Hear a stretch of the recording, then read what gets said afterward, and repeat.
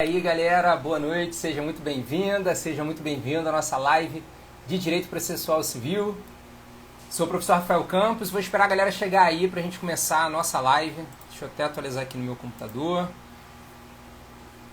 Fala aí Joaquim, boa noite.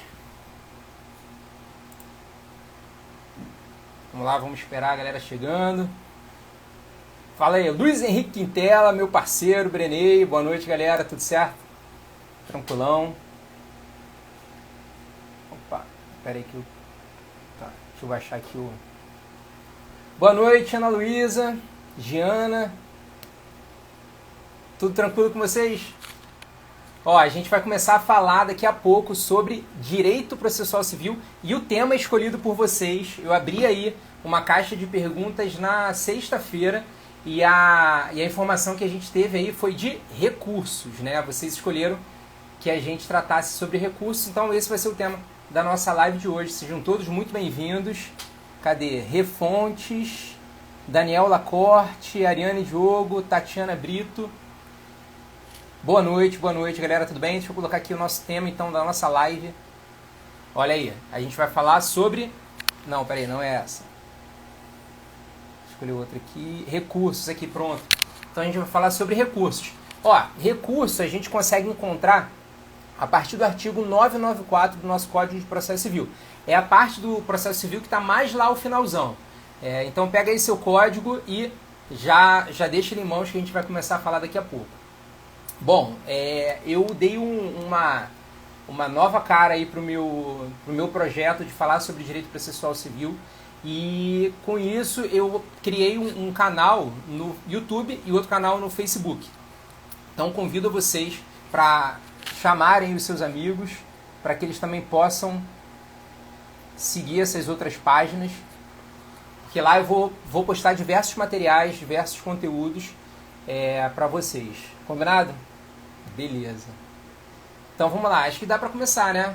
Ah não, peraí, antes da gente começar, eu queria falar com vocês o seguinte. Se tiver alguma dúvida sobre recurso, manda aqui, olha, nessa caixinha de mensagem, ou me manda um inbox aí, que eu consigo ver. E ao final da nossa explicação sobre recursos, a gente trata um pouquinho aí das dúvidas que surgirem. Beleza? Deixa eu só acertar aqui meu microfone. Cadê ele? Peraí, o microfone estava para cá. Acho que agora vai ficar melhor. Então manda aí as perguntinhas no nosso inbox para a gente começar a falar sobre esse tema. Combinado? Vamos lá, entrou mais gente aí, ó.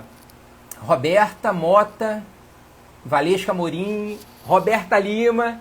E aí, minha amiga, tudo bem? Beleza?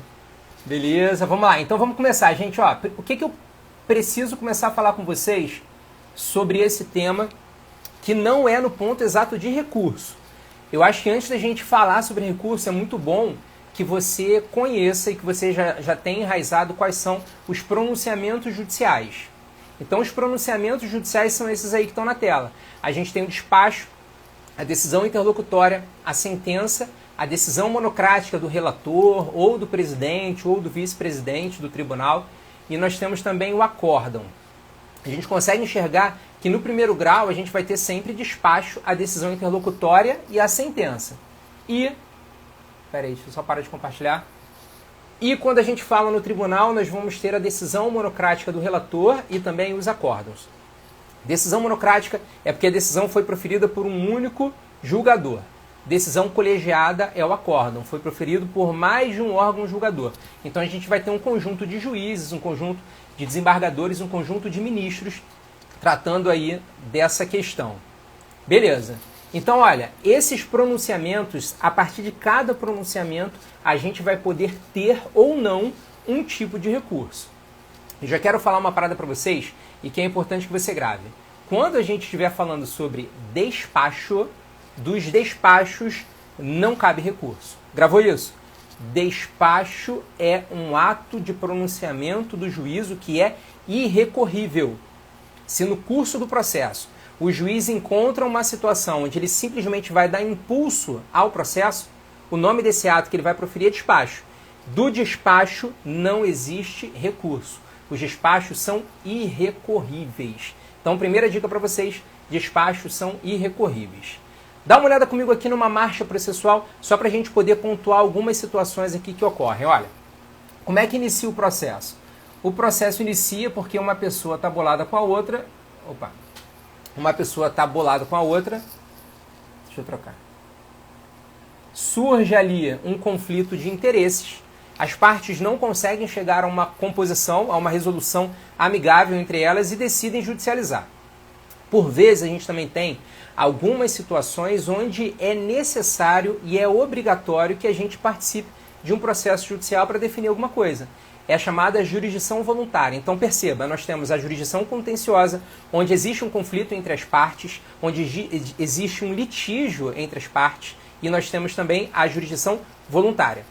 Na jurisdição voluntária, as partes ingressam no Poder Judiciário por força da lei. A lei obriga que a resolução daquele interesse entre elas deve ser obrigatório pelo processo, por mais que não exista conflito.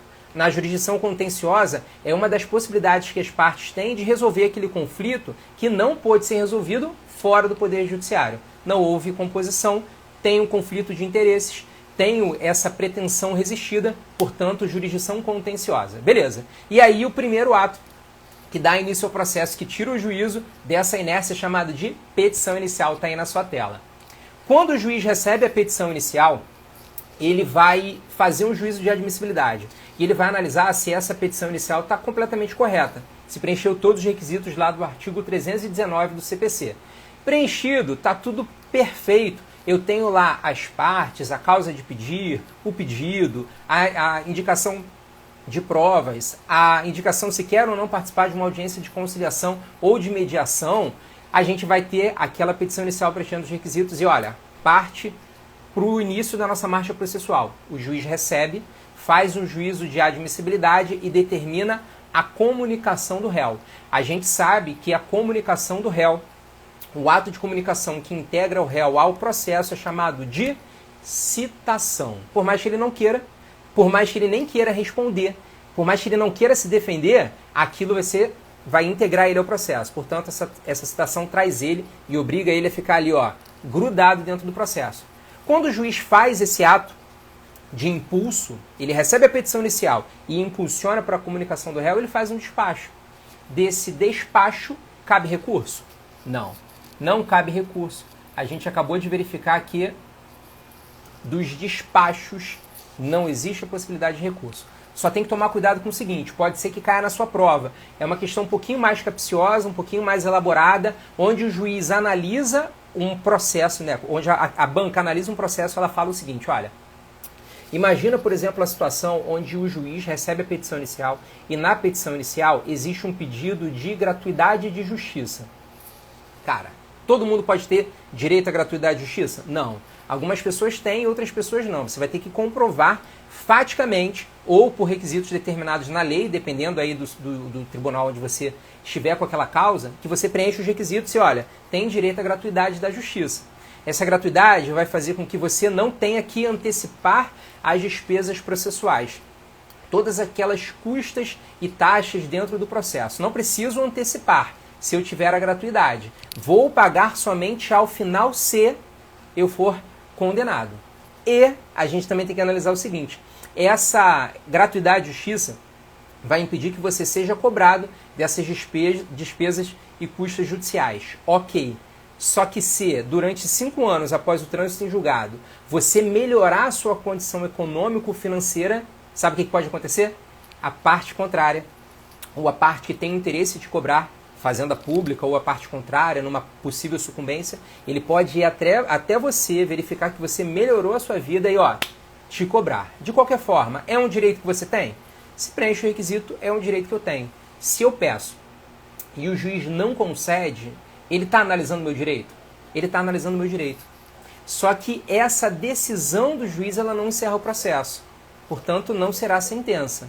Mas é uma decisão que decide o direito no curso do processo, dentro da locução do processo. Isso é chamado, portanto, de decisão interlocutória. A decisão interlocutória é toda decisão que é tida no curso do processo, mas que não encerra o processo. É uma decisão sobre o direito das partes, mas não encerra o processo tem a sua sequência. por isso é decisão interlocutória. Agora olha só a questão que a gente está tratando. O juiz profere um despacho com esse teor. Não conceda gratuidade, justiça, eis que não foram preenchidos todos os requisitos, nem apresentadas todas as questões fáticas que me levassem a concedê-la.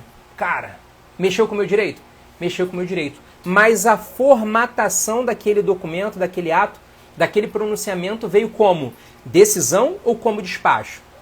Se veio como despacho, por mais que a gente saiba que o despacho é irrecorrível, nesse caso a gente não está de frente de um despacho. A gente está de frente de um documento intitulado despacho, mas despacho não é. É sim uma decisão. Nesse caso, se aquele pronunciamento tiver decisão acerca do direito, vai ser recorrível. Mas se for somente um despacho para impulso oficial, aí é irrecorrível. Combinado? Combinado. Deixa eu ver quem mais entrou. Entrou uma galera aí, ó.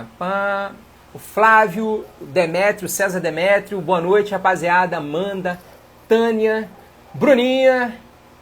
Quem é esse aqui? Pontes, Tião Pontes, Thiago Prado, beleza, Silvinha, Beatriz.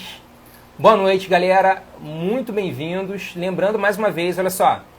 Estamos falando de recursos. Olha aqui, recursos. Faz o seguinte, aperta no botãozinho do lado e transmite essa live aí para quem você acha que vai precisar dessas informações.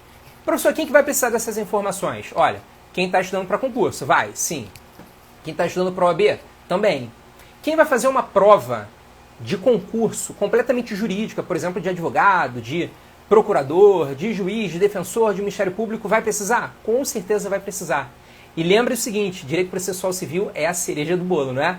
É uma disciplina maravilhosa, linda, técnica e difícil. Então, ó, vamos lá, vamos estudando recurso. Cara, e recurso é um tema que todo mundo gosta, não é não? Todo mundo gosta. Então vamos lá, onde que a gente está? A gente está falando lá do despacho da decisão interlocutória. Mas antes, vamos voltar para a nossa marcha processual? Vou colocar de novo a marcha processual aqui para a gente ver o seguinte, olha. Então temos a petição inicial. O juiz chama o fulaninho lá do réu, do interessado ou do executado para integrar ao processo e aí chama também para ele participar de uma audiência de conciliação ou de mediação. Lembra? Conseguir fazer a mediação, beleza, cara. A gente homologa, aquilo vai ter uma sentença definitiva porque as partes decidiram seu direito, o juiz atestou, homologou. Caso contrário, o processo vai seguir. Se as partes não resolvem o direito, o réu vai ser chamado a apresentar a sua contestação, a defesa do réu. Caso queira. Caso queira, presente. Se não quiser apresentar, vai tomar aí alguns prejuízos processuais, por exemplo, a revelia. Beleza. Depois, ultrapassado toda essa parte, vamos imaginar que o juiz já está de frente de uma causa, onde todos os fatos já estão apresentados. A causa é basicamente uma discussão acerca do direito. E o que ele vai fazer? Ele já pode julgar de maneira antecipada aquele mérito. Ele já pode proferir uma decisão sem nem mesmo chamar uma audiência de instrução e julgamento. Cara, se o juiz decide o direito das partes, a gente está de frente de uma sentença. Agora volta para cá de novo. Se o juiz proferiu uma sentença, da sentença cabe recurso. Qual é o recurso cabível da sentença? Grava, cara. É a informação que a gente tem que sempre lembrar. Despacho irrecorrível, decisão interlocutória, agravo de instrumento, acabou que eu nem falei, daqui a pouco a gente vai comentar sobre ele. E da sentença? Apelação. Perceba a seguinte afirmação. Da sentença só é cabível apelação. Tá certo ou tá errado? Rapaziada, quem está assistindo aí, me responde, por favor. Da sentença só é cabível apelação. Tá certo ou tá errado? Deixa eu ver aí. O que vocês vão comentar? Alguém vai comentar alguma coisa? Então, se não quiser comentar, só responde mentalmente, tá?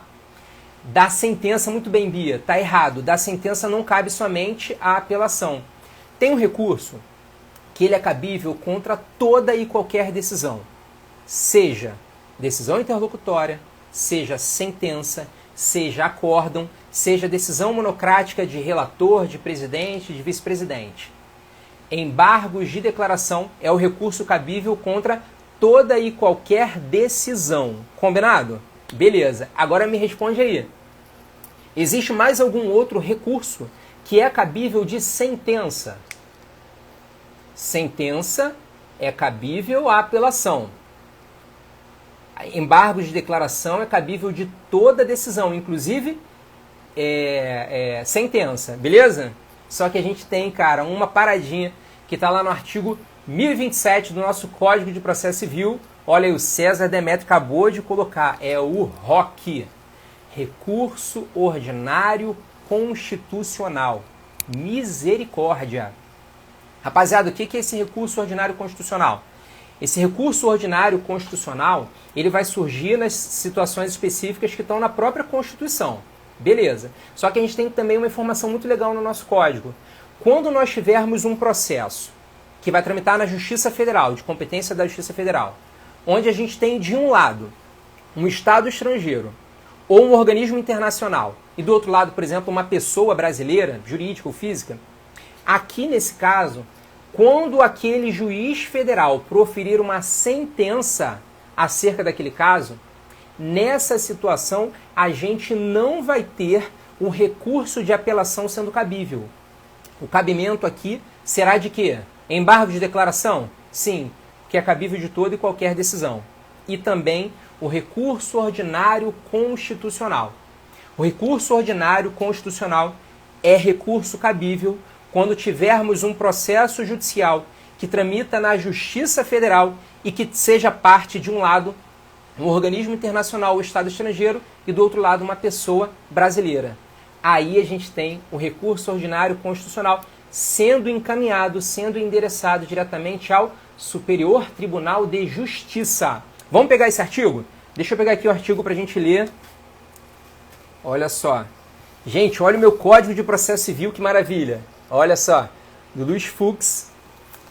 E aí ele traz várias informações sobre o Código de 73, o Código de 2015, faz diversas remissões aqui sobre assuntos, né? É bonito, né? É bonito. Beleza, olha lá. Artigo 1027.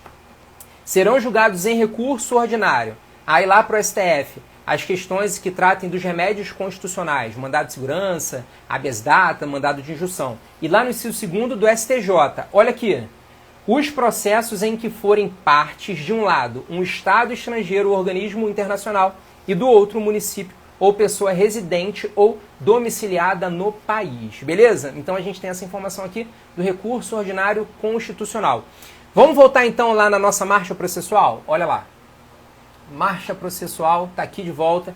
Então nós temos a sentença, olha lá. Petição inicial, citação, faço o meu contraditório, chamo para uma audiência de conciliação que saiu infrutífera, não consegui resolver.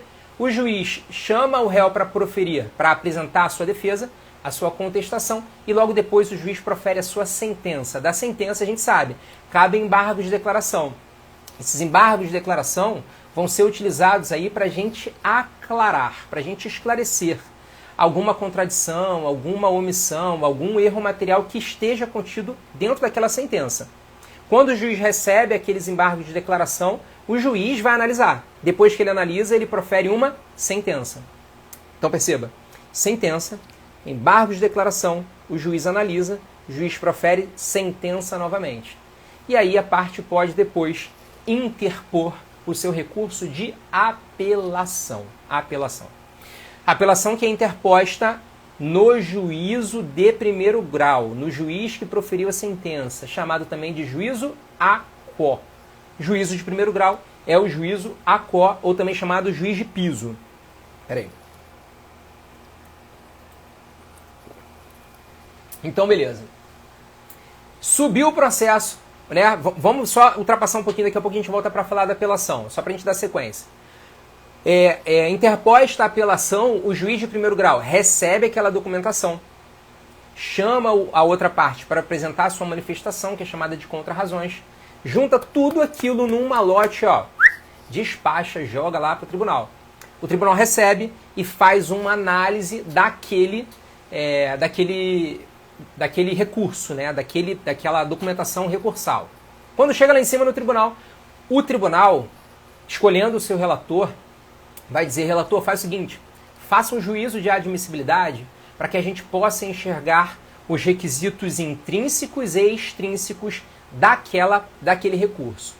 Então a gente vai verificar o cabimento, É adequado aquilo? Bom, é de sentença. Se é de sentença, cabe apelação. Então, beleza. Tem lá o juízo de admissibilidade de um requisito intrínseco, cabimento. Aquela parte é legítima? É legítima. Se tiver legitimidade, se ela tiver sido parte no processo, ou um terceiro prejudicado, ou mesmo o Ministério Público atuando como parte ou como fiscal da ordem jurídica, a gente tem uma legitimidade. Aquela parte, ela sofreu um prejuízo? Se sofreu um prejuízo, cara, ali a gente tem um interesse. Então, se tiver cabimento, legitimidade e interesse, eu estou formando os meus requisitos intrínsecos, internos daquele recurso. E o juiz também analisa se tem algum fato impeditivo ou extintivo do direito de recorrer. Exemplo, aquela parte renunciou ao direito. Cara, se ela renunciou ao direito, por que ela vai recorrer? Se aquela parte desistiu, imagina, interpõe um recurso, logo depois eu desisto. O relator ele vai fazer uma análise para verificar se aquilo é um fato extintivo ou impeditivo do direito recursal. Então grava, requisito intrínseco do recurso, cabimento, legitimidade, interesse e fato, existência de fato impeditivo ou extintivo do direito de recorrer. Tudo perfeito, tudo tranquilo, o juiz vai ter que fazer uma análise acerca dos requisitos extrínsecos. Ele vai verificar se existe preparo. Preparo. Rapaziada, alguém sabe o que é o preparo? Preparo é, dinheiro. É verificar se você gastou, se você pagou as despesas processuais para a tramitação daquele recurso. A gente sabe que nessa vida nada é de graça, né? E aí, no preparo, a gente tem que tomar um cuidado gigantesco. Qual é o cuidado que a gente tem que ter? Além de você antecipar essa despesa do recurso, você tem mais, é que comprovar o pagamento daquela despesa. Perceba, eu pago. Imagina, hoje é o meu último dia, analisar a tempestividade. Hoje, no meu último dia, eu tenho que emitir a minha guia de recolhimento daquela despesa, eu tenho que pagar, e no ato de interposição do recurso, o que eu faço? De um lado eu tenho recurso, do outro lado eu tenho o comprovante, eu tenho que comprovar que eu paguei. Porque perceba, se eu não pagar, ou se eu não comprovar que paguei, sabe o que vai acontecer? Aquela parte ela vai ser chamada para pagar em dobro as despesas processuais. Pagar em dobro as despesas processuais sob pena de deserção. Filhão, ou tu pagas aquele valor da despesa e comprova, ou então você será chamado a pagar em dobro. E vai ser chamado a pagar em dobro sob pena de deserção, daquele recurso ser considerado deserto. Se aquele recurso é considerado deserto, eu não preencho o meu requisito extrínseco do preparo. Cara, aquele recurso não vai ser recebido, ele não vai ser conhecido, ele não vai ser admitido. Eu vou ter, portanto, uma decisão do relator monocrática que inadmite ou não conhece daquele recurso. Cara, surreal, né? Então toma cuidado. Preparo é o pagamento da despesa do recurso. Na interposição do recurso, eu devo apresentar a petição do recurso e o comprovante do pagamento. Se eu não comprovo, eu sou chamado a recolher em dobro, sob pena de deserção. Por conta do princípio da primazia da decisão de mérito, por conta do princípio da cooperação, sempre antes da gente indeferir um recurso ou julgar uma causa, extinguindo ela sem resolução do mérito, a gente tem que dar oportunidade para que a parte se manifeste acerca daquele caso, daquele direito. Beleza? Combinado então? Então beleza. Então nós temos lá como requisito extrínseco o preparo. Além disso, a gente tem também a tempestividade. E acerca da tempestividade, eu quero que você me diga o seguinte. Primeiro, os prazos processuais eles são contados em dias úteis ou dias corridos? São contados em dias úteis. Beleza. Então, prazo processual contado em dia útil. E qual é o prazo para a interposição de um recurso? Regra, na maioria das situações, nós temos 15 dias para a interposição de recurso. Para a oposição dos embargos de declaração, esse prazo é menor, esse prazo é de 5 dias. Vamos lá para você gravar? Em regra, para a interposição de um recurso, o prazo disposto no Código de Processo Civil é de 15 dias, que são contados em dias úteis. Para a oposição de embargo de declaração, o prazo é menor, o prazo é de 5 dias úteis. Fica muito mais fácil de gravar, né? Embargo de declaração, só 5 dias. Todos os outros recursos, 15 dias. Foi? Foi. Olha só que parada maneira. O nosso Código de Processo Civil ele vai basicamente do artigo 1º até o artigo 1045 do Código de Processo Civil. Beleza. Depois disso, até o artigo 1071, 1072, a gente tem umas disposições finais, disposições transitórias. Vai falar sobre a transição e aplicação daquela lei no tempo e no espaço. E a Lei 13.105 de 2015, que é o nosso Código de Processo Civil, ela tem uma observação, salvo engano, está no artigo 1070. Deixa eu só pegar aqui. O artigo 1070 ele vai dizer o seguinte: por mais que todo e qualquer tribunal possa ter criado, por mais que alguns doutrinadores digam que isso é inconstitucional, por mais que tenham criado os seus agravos, agravinhos, agravos regimentais, o Código de Processo Civil não extinguiu todos esses agravos. Ele só definiu a seguinte situação, que o prazo deles também vai ser sempre de quê? Sempre de 15 dias úteis. Então, se você estiver estudando para concurso público, e isso é questão que cai em concurso público, se você estiver estudando e cair o seu regimento interno do tribunal, dá uma olhada lá para ver se tem esse agravo. O processamento do agravo, ele permanece por disposição interna do próprio tribunal. Só que o prazo dele tem que ser sempre contado em dias úteis e também vai ser sempre de 15 dias. Deixa eu só pegar aqui a norma para a gente ver. Olha lá. Artigo 1070. É de 15 dias o prazo para a interposição de qualquer agravo previsto em lei ou regimento interno do tribunal, contra a decisão de relator ou outra decisão unipessoal proferida em tribunal. Cara, essa informação é maneira, né? Essa informação é relevante. Vamos lá então, quem mais entrou aí? Bruno Henrique, Mariana Ceia, Márcio Magalhães, Monique, Maiara Palomino, Glauber Areias. E aí, meu amigo, tudo bem? Maria, Pamela Guimarães Areias, tudo bem, rapaziada? Pessoal lá do Espírito Santo. Depois coloca aí, por favor, na live, se você já me conheceu pessoalmente e de onde que você me conheceu. Quero ver aí se tem muitos ex-alunos meus, se você já me conhece de algum lugar, ou se são novas pessoas aí que esbarraram no meu Instagram e estão participando aqui da minha live. Quem está entrando aqui pela primeira vez, cara, seja muito bem-vinda, seja muito bem-vindo. Esse projeto aqui é um projeto que eu tracei para poder te ajudar a você gabaritar direito processual civil. Pensa comigo. Português a gente vê desde os 5 anos de idade na escola. Meu filho, por exemplo, ele tem 12 anos e ele estuda português, cara, desde que ele entrou no ensino fundamental. E a gente vai estudando português sempre. É basicamente a mesma coisa. E direito constitucional administrativo é a base da nossa disciplina. Quando você pensa nas disciplinas jurídicas e você observa a chamada pirâmide de Hans Kelsen, imagina uma pirâmide. Lá no topo a gente tem uma norma fundamental. Essa norma fundamental, criada e discutida pela sociedade, ela pode ser positivada. E o que é positivar? É a gente escrever esse troço aí no papel.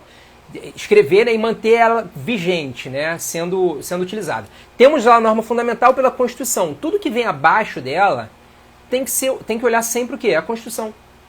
Então a gente tem que sempre observar uma interpretação, que é a hermenêutica, né, jurídica, sempre apontando para quê? Para as normas constitucionais. Aí é maneiro que direito constitucional vai valer para todo mundo. Então, cara, para você estudar direito processual civil, processual penal, trabalhista, direito civil, direito penal, tudo você tem que olhar para onde? Para a Constituição. E o direito administrativo? Rapaziada, se o teu sonho, se o teu objetivo é estudar para concurso público, você quer ser uma servidora, um servidor. Imagino eu lá do Judiciário, ou da Defensoria Pública, Ministério Público, da Magistratura, enfim. Você quer estar lá dentro da administração pública. Então, cara, o direito administrativo vai estar ali, ó. É o direito administrativo que vai falar para você qual vai ser a sua remuneração, quando você vai tirar férias, como é um processo administrativo, como você se defende. Todas essas informações estão íncitas na atuação do servidor público. E aí o direito processual civil vem como cereja do bolo. A galera desconhece, a galera não estuda muito bem, ou quem estuda muito bem sempre se depara com algumas vírgulas, algumas informações, alguns artigos que são impossíveis de ler, impossíveis de entender. E é isso que eu quero fazer contigo. Eu quero que você aprenda direito processual civil. Para aplicar na prática? Pode ser, cara. Mas eu quero isso principalmente para que você possa gabaritar. Porque quem gabarita 5, 6, 7, 10, 12 questões de direito processual civil, a chance de passar e ser aprovado na prova, cara, que é muito maior, muito maior. Então, vem comigo. Canal aqui do Instagram, live toda segunda-feira sobre direito processual civil, terça-feira questão, e lá no YouTube e no Facebook, na minha página também, outras informações acerca de direito processual civil. Daqui a pouco fazer outra pergunta de processo, hein? De recurso, mais especificamente.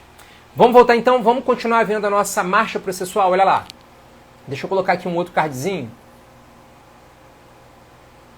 Não é esse ainda. Ah, esse aqui, olha só. Dado o agravo de instrumento. Perceba, ingresso com a petição inicial e faça um pedido de gratuidade de justiça. E o juiz não concede gratuidade de justiça. Eu falo, porra, senhor juiz, eu não tenho R$1 para tirar do meu bolso e antecipar essas despesas. Pelo amor de Deus, eu estou quase sendo despejado. Eu não tenho comida para comer em casa. Eu tenho muita pensão alimentícia para pagar dos meus mais variados filhos que eu tive aí na vida. Eu tenho uma doença que eu não consigo me sustentar porque eu tenho que pagar as minhas despesas médicas. Senhor juiz, nesse momento eu não tenho direito, eu não tenho condição de pagar a despesa processual. Então, por favor, me conceda a gratuidade.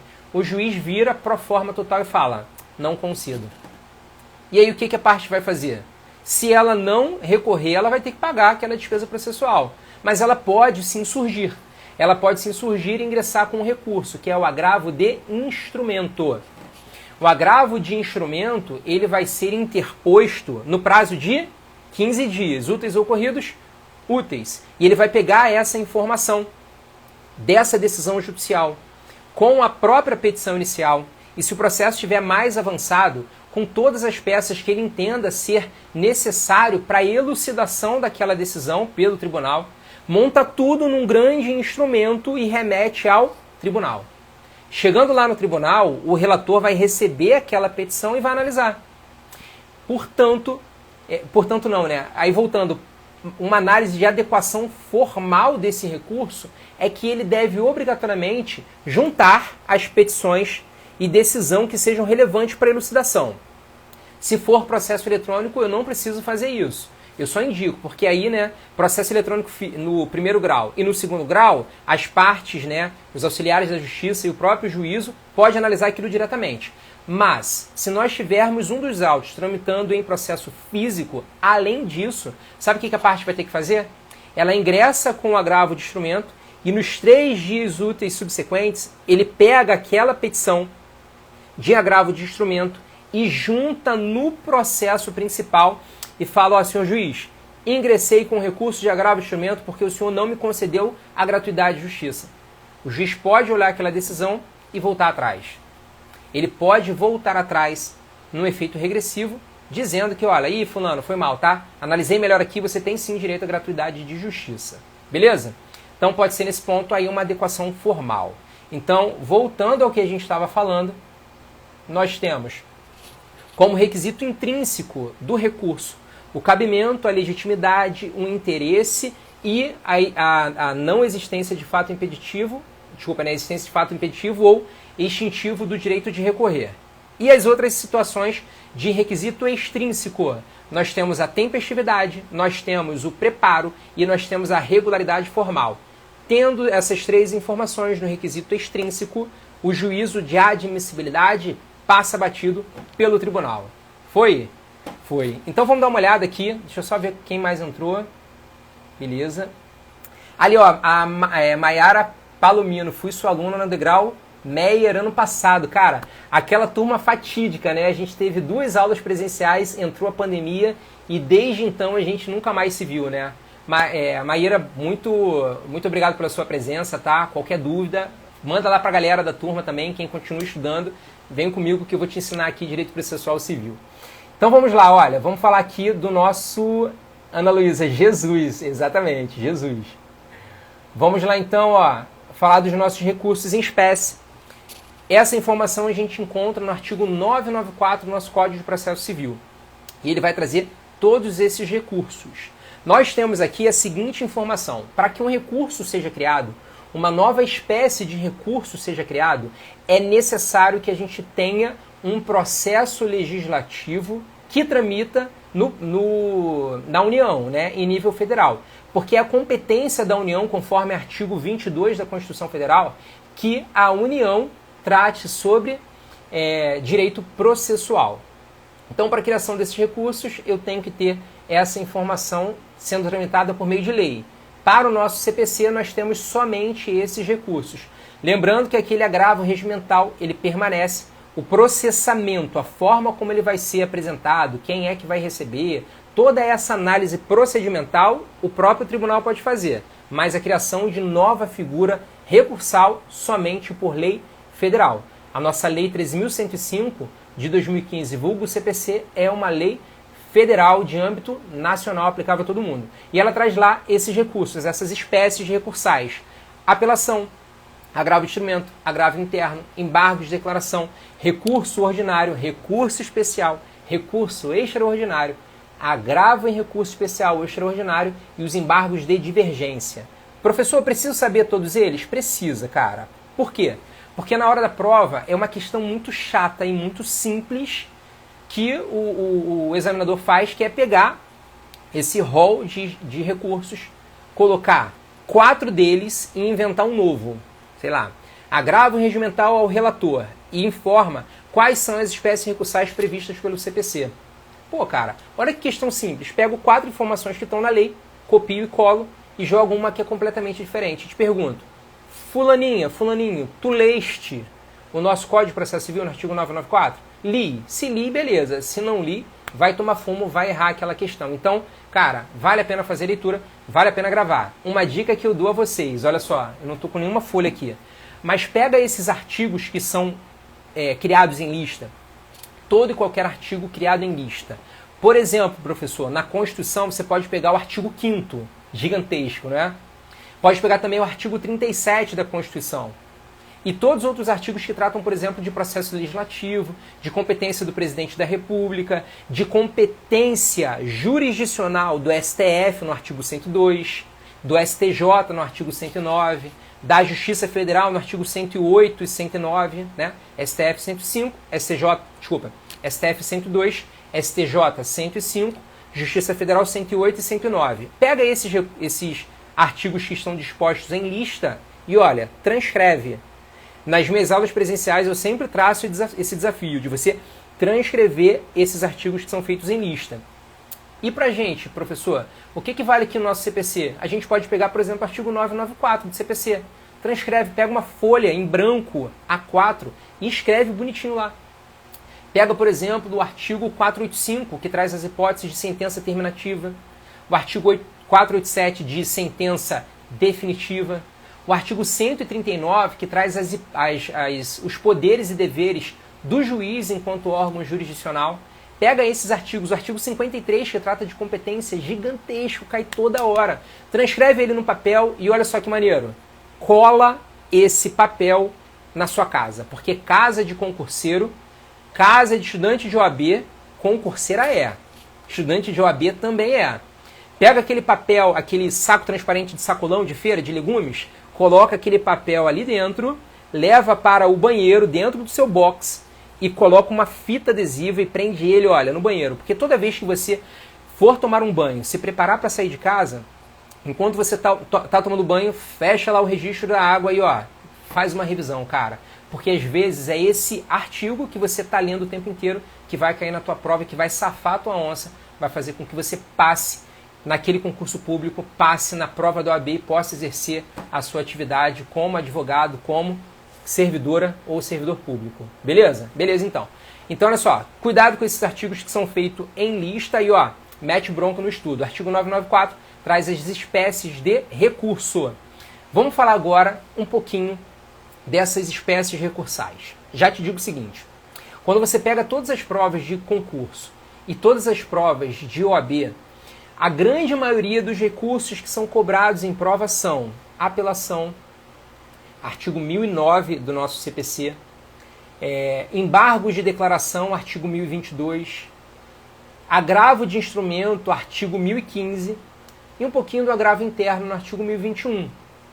O ROC, o recurso ordinário constitucional, está no artigo 1027. Cai, mas não é tão cobrado em provas, tá? Em relação aos demais, quase não é cobrado em provas.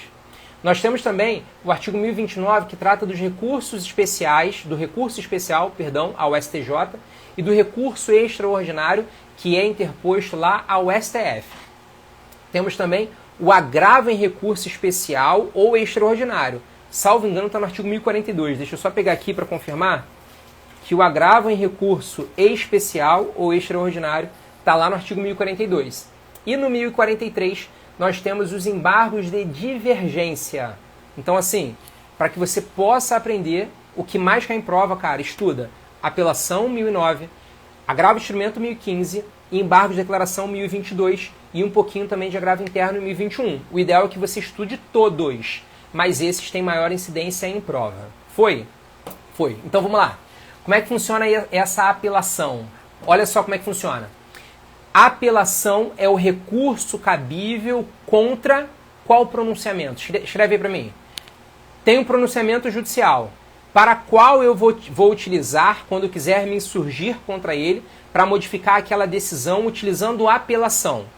Vai ser o despacho, decisão interlocutória, sentença, decisão monocrática ou acórdão. Qual deles? A apelação é recurso cabível contra... Escreve aí para mim que eu quero ver. Ó, maior galera já entrou. Márcia, Camila, Eli Rosa, é isso? Eli Rosa, boa noite. Vinícius Baixo, meu primo. Tudo bem, galera? Meu filho, Bernardo Moraes Campos, ó. Coisa linda. Então, ninguém escreveu aí, mas acho que vocês já sabem, né? Da sentença cabe a apelação. Primeira informação. A apelação é um recurso contra a sentença e é interposto aonde? No juiz de primeiro grau, que prolatou, que pronunciou a sentença, ou diretamente no tribunal? A apelação é interposta diretamente no juiz de primeiro grau. Show! O juiz de primeiro grau, ao receber aquela apelação, ele vai parar, vai pegar aquele documento, vai analisar para ver se tem todas aquelas informações corretas lá na sentença e vai chamar para apresentar a sua defesa, as suas contrarrazões, a sua resposta, a outra parte. Então perceba, recebida a apelação, o juiz recebe a apelação, olha aquele recurso e chama a parte contrária para apresentar a sua manifestação, que é chamada de contrarrazões. Só que toma cuidado. Nesse prazo que ele é chamado para apresentar as contrarrazões, a outra parte, a parte apelada, também é chamada para apresentar, caso queira, o seu recurso adesivo. Calma, segura, vem comigo. Sentença, qual é o prazo para interpor a apelação? 15 dias. 15 dias úteis. No prazo de 15 dias, toda e qualquer parte pode interpor? Não necessariamente. Aquela parte ela tem que ter interesse, tem que ter legitimidade. Bom, se eu nada perdi, se eu ganhei todos os pedidos que eu fiz como autor, o que eu vou fazer? Vou poder apelar? Não, não tem interesse em apelar. Agora, a parte sucumbente, que é a parte que perdeu, vai levantar o dedo e vai falar assim, toma apelação. Então perceba, sentença, depois a gente tem o prazo de 15 dias úteis para apresentar a apelação. Interposta a apelação, o juiz recebe a apelação e chama a parte contrária para apresentar contrarrazões. O que é contrarrazões? É a defesa do apelado em relação à apelação. Pô, senhor juiz, o cara está falando aqui que, na verdade, tem que ser diminuído aquele dano moral, mas não, o dano moral tem que ser mantido. Por conta disso, faço a minha defesa em relação às razões dele. Apelação, razões recursais. Contrarrazões, defesa em relação à apelação. Só que a parte também pode, nesse mesmo prazo, para apresentar, vou colocar aqui no alto, para apresentar a apelação, ela também pode apresentar o recurso adesivo. Grava comigo. Recurso adesivo, ele só vai ser cabível de apelação de recurso especial ao STJ e de recurso extraordinário. E o que é esse recurso adesivo? É um recurso da parte que não recorreu.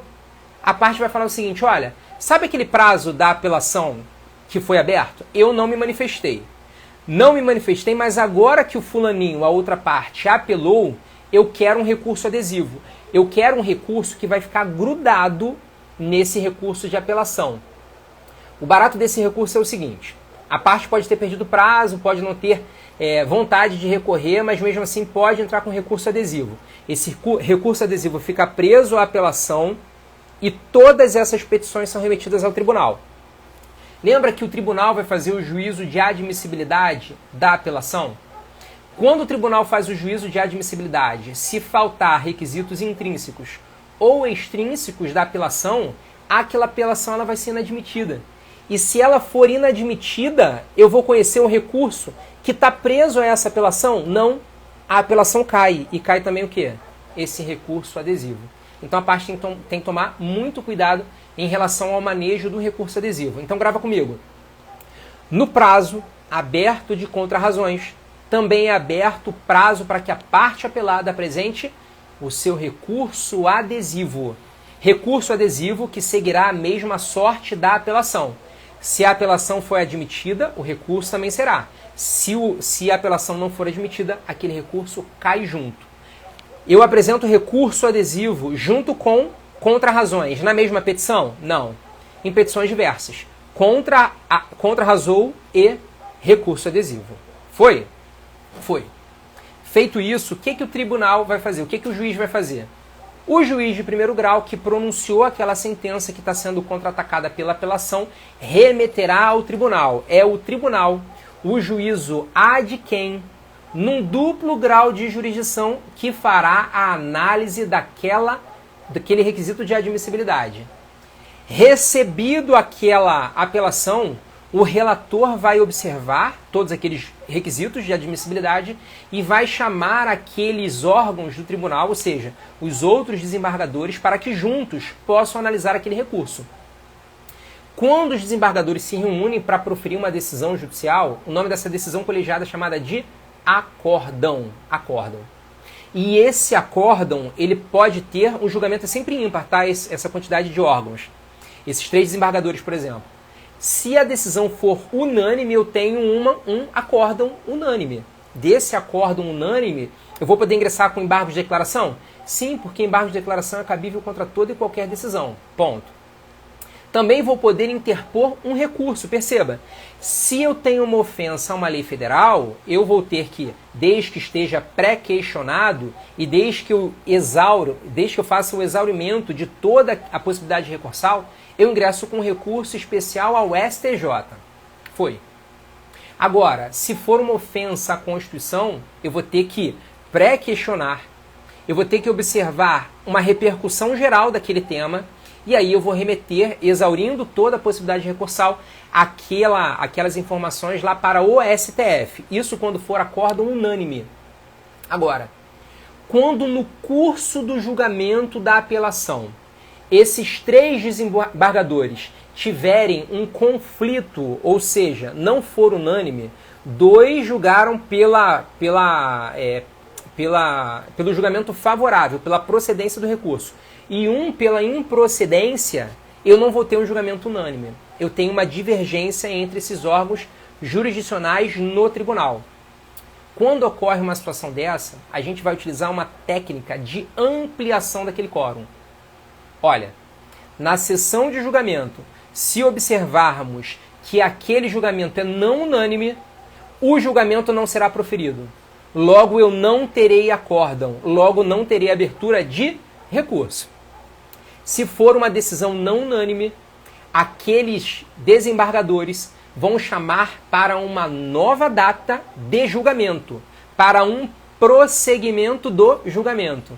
E nessa nova data, ampliando aquele quórum de órgãos julgadores, aqueles 5, dependendo do tribunal, tá? E tu tem que olhar no regimento interno.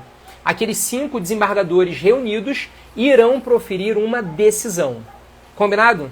Então, essa técnica de ampliação desse quórum é uma técnica utilizada quando tem uma decisão não unânime. Quando a decisão é unânime, eu tenho o proferimento de um acórdão. E quando eu tenho um acórdão, aí eu vou poder ingressar com recurso especial ao STJ, recurso extraordinário ao STF e também os embargos de declaração. Combinado? Beleza? Beleza, deixa eu ver aqui quem mais entrou. Entrou também a Samila, Livinha, boa noite, rapaziada, Ramos, Daia, Clara. Tudo bem, pessoal? Hugo Carvalho, Igor Berriel, Thelma Teixeira, tudo bem, galera? Olha só, a nossa live vai ficar gravada? Sim, vai ficar gravada. Vai ficar gravada onde? Aqui no meu IGTV. E eu vou também publicar algumas informações acerca dessa live até no meu YouTube e lá na página do Facebook. Ah, professor, qual é o seu YouTube e qual é a sua página do Facebook? São essas aí, olha. Você pode me encontrar no Instagram, @RafaelCamposCPC. Você pode me encontrar no Facebook, Rafael Campos CPC, né? Ou então o link na bio. Se você procurar Rafael Campos CPC no YouTube, é provável que você encontre. Mas se você não conseguir encontrar, vai lá na minha página inicial, clica no link do Linktree e ele vai te encaminhar para a possibilidade, né, de entrar ou para o Facebook ou para o meu YouTube. Combinado? Vamos combinar também o seguinte? Pega essa live aí, esse aviãozinho e manda para geral. Encaminha para todo mundo que queira gabaritar direito processual civil para garantir a vaga no concurso público, para garantir que vai ser aprovado, se tornar o próximo advogado brasileiro. Fechou? Fechou. Rapaziada, deixa eu só parar de compartilhar aqui, volta para mim. E eu quero saber o seguinte, tem alguma pergunta aí de recurso que queira tirar agora? Me manda aí, me manda essa mensagenzinha, enquanto a gente vai... Opa, peraí. Para a gente poder encerrar a nossa live. Fico muito feliz com a presença de todo mundo.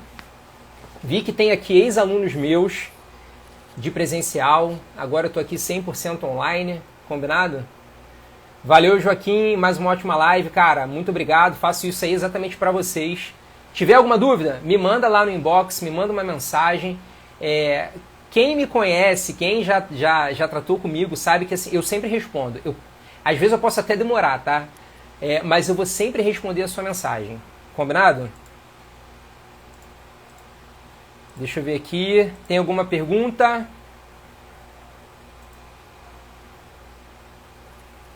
Nenhuma pergunta? Deixa eu ver aqui.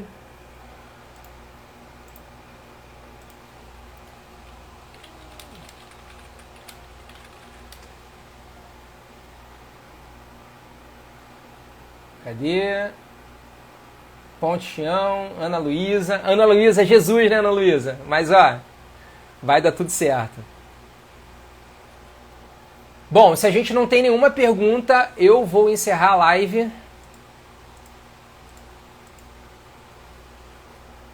Então, beleza, pessoal. Ó, a gente conseguiu falar, então, muita coisa da nossa marcha processual. Consegui apresentar para vocês essas espécies recursais. Aproveitando, então, aqui mais alguns minutinhos, deixa eu só comentar, né? Agravo de instrumento, a gente falou da decisão interlocutória, embargo de declaração sobre qualquer uma para esclarecer uma obscuridade, uma contradição, um erro material. A sentença, a apelação, né, vai ser da sentença. Deixa eu falar um pouquinho também aqui do agravo interno. Esse agravo interno... alguém perguntou agora aí, ó. Aro vertical. O professor fala do agravo interno. Eu vou começar agora a falar do agravo interno. Então, ó, esse agravo interno, ele vai ser um recurso que é cabível em face de uma decisão monocrática do relator. Quando o relator recebe e ele observa, por exemplo, que falta algum requisito, ele vai inadmitir aquele recurso. Se ele inadmite o recurso, ele não levou para ser discutido num colegiado. Então não será acórdão, será uma decisão monocrática do relator. Pelo artigo 1021, a parte vai poder interpor um agravo interno. Esse agravo interno faz com que aquele juízo monocrático, aquele desembargador que decidiu sozinho aquela questão, chame obrigatoriamente o colegiado para discutir aquilo em conjunto. Depois que ele chama a parte para discutir em conjunto, a gente vai ter o quê?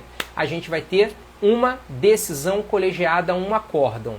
Deixa eu só combinar, aproveitando também aqui mais um pedacinho, que a gente pode falar dos embargos de divergência. Embargo de divergência, assim como recurso especial, recurso extraordinário, eles têm como intuito, como objetivo, fazer uma uniformização do entendimento dos grandes tribunais. E aí o embargo de divergência ele vai ser utilizado quando nós tivermos uma decisão de um órgão fracionário do tribunal que não seja unânime. E aí a gente vai ter que chamar lá para aquele tribunal, para aquele colegiado, para poder decidir aquela questão. E aí a gente fecha todas essas espécies recursais. Beleza? Ana Luísa, muito obrigado, Ana Luísa. Muita coisa, mas com você tá ficando fácil. Muito obrigado mesmo. Esse aqui é o nosso intuito. Combinado, então? Live vai ficar gravada. Manda para todo mundo aí que quiser aprender um pouquinho mais de recurso do nosso direito processual civil. Em uma live a gente não consegue esgotar todo o tema, apesar de eu ter falado muita coisa, muita coisa. Tem muita questão de prova aqui. Falando em questão de prova, amanhã eu tenho mais uma live aqui no meu Instagram, 9 horas da noite, onde eu vou fazer questão de concurso público. Se tiver, ou de OAB. Se tiver alguma questão que, pô, foi o teu calo, que você precisa de uma explicação um pouquinho melhor, manda para mim, que eu separo ela para a gente poder discuti-la aqui ao vivo, 9 horas da noite, toda terça-feira. Eu e você. Eu aqui do meu estúdio e você aí da sua casa, do seu trabalho, na rua, na casa de parente, da namorada, do namorado, na casa da sogra. Enfim, a gente combina toda segunda-feira, live de tema Direito Processual Civil. Toda terça-feira, live ao vivo de questão. E durante a semana, mais conteúdo publicado para vocês. Valeu, rapaziada. Muito obrigado pela presença de cada um de vocês. Fiquem com Deus, ótima noite. Revisem esse material e depois assistam novamente a live. Deixa eu só colocar aqui mais uma vez, ó, os meus canais para que vocês possam me encontrar. Valeu? Beleza, pessoal, ó. Opa. Eu sou o professor Rafael Campos. Muito obrigado pela sua presença e até mais.